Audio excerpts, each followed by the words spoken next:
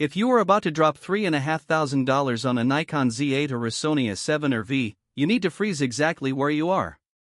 There is a ghost in the Nikon lineup, a camera that was supposed to be dead, but according to the latest supply chain leaks out of Asia, it is not only alive, it is about to reset the standard for high-resolution photography.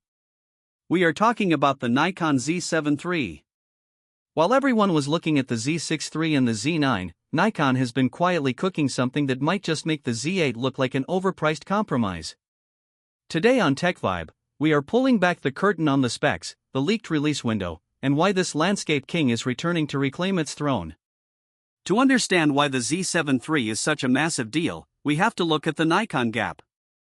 Right now, there is a significant hole in the professional lineup. You have the Z6 III, which is a speed demon but lacks the pixels for heavy cropping. Then you have the Z8, which is essentially a mini Z9, fast and powerful, but arguably overkill for a landscape or studio photographer who does not care about shooting 120 frames per second. For years, the Z7 line was the mirrorless D850. It was about pure, unadulterated image quality. But the Z7 II felt like a conservative update. In the current market, conservative does not cut it anymore. Sony is pushing 61 megapixels. Canon is flirting with 100.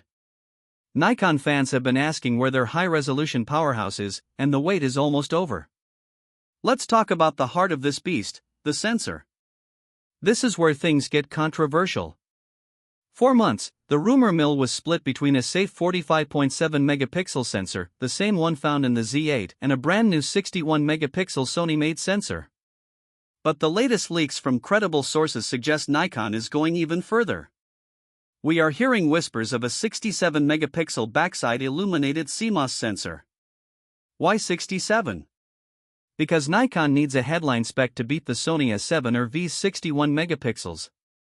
At 67 megapixels, you are not just taking photos, you are capturing raw data. You could crop into a bird in a distant tree and still have enough resolution to print a massive poster. But it is not just about the megapixels. The rumors point to a partially stacked architecture, similar to what we saw on the Z6 III. This means you get the best of both worlds. You get the insane resolution of a studio camera, but with readout speeds that significantly reduce rolling shutter. It is the death of the slow high-res camera. Imagine shooting a landscape at 67 megapixels, but having an autofocus system that refreshes fast enough to track a hawk moving through your frame. That is the promise of the Z7 III. Powering this massive influx of data is almost certainly a refined version of the X7 processor, or potentially a debut of the X8.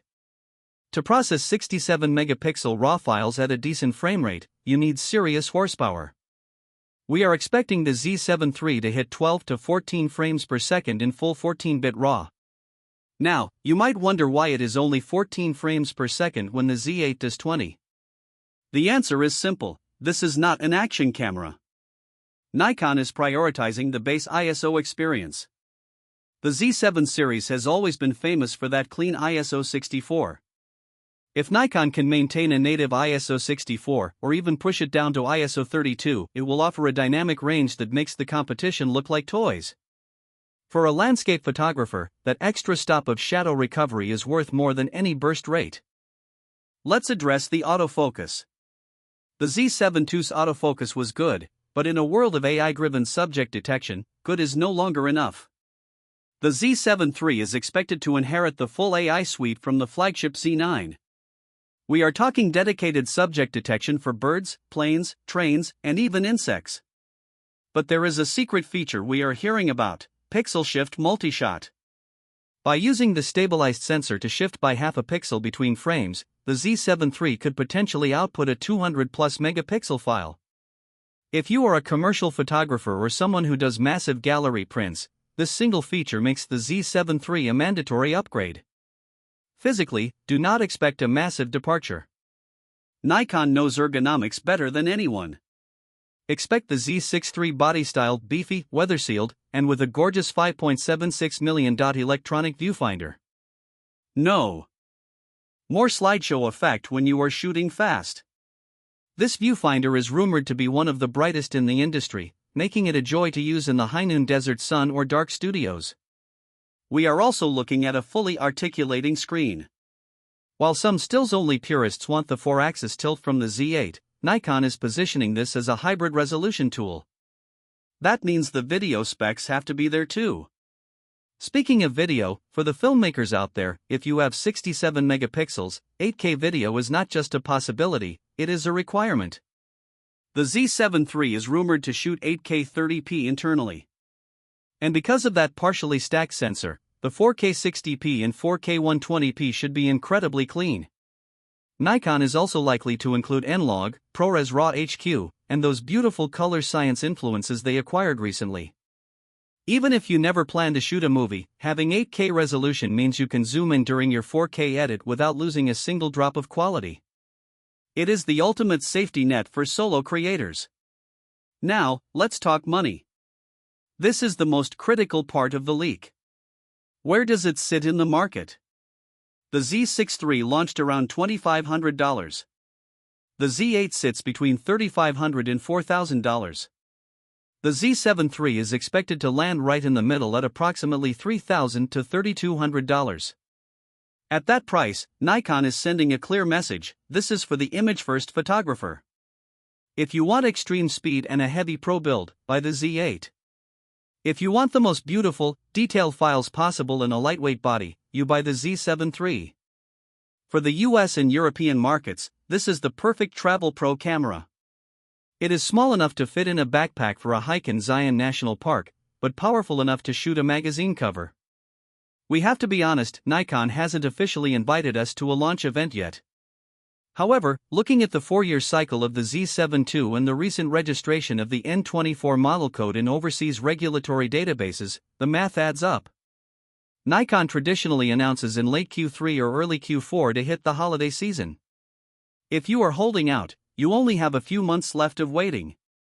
But here is the real talk that most tech channels will not tell you. If the Z7 III hits 67 megapixels, your old lenses might not be able to keep up. This camera is going to demand high-quality S-line glass. If you are still using adapted f-mount lenses, you are going to see the flaws in the glass before you see the beauty of the sensor. So, if you are planning on the Z7 III, start looking at your lens kit now. You need lenses that can resolve that level of detail, or you are just wasting the potential of that 67 megapixel sensor. The competition is not sitting still either. The Sony S7 III has been the king of resolution for a while, and its AI autofocus is legendary. But Nikon has a specific color science and a lens mount, the Z mount, that allows for more light and sharper corners. The Z7 III is Nikon's way of proving that the Z mount's physical advantages can finally be pushed to their limit.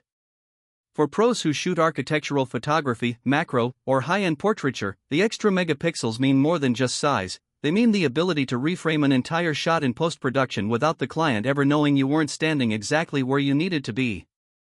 The Nikon Z7 III isn't just a camera, it's a statement. It's Nikon saying they still care about the stills market in a video-obsessed world. But what do you think? Is 67 megapixels too much, or is it exactly what the Z system needs to finally kill off the digital single-lens reflex once and for all? The resolution king is returning. Will it be enough to stop the momentum of the competition? Only time will tell. If you are a Nikon shooter, are you sticking with your current gear, or are you trading it in for those extra pixels? The Z7 III represents a turning point for the brand, bridging the gap between the mid-range and the flagship. It is a specialized tool for a specialized type of creator. As we approach the official announcement, the excitement is building. This is the camera many of us have been waiting for since the transition to mirrorless began. Thank you for listening to this breakdown on Tech Vibe. Keep shooting, keep creating, and prepare yourself for the next generation of high-resolution imaging.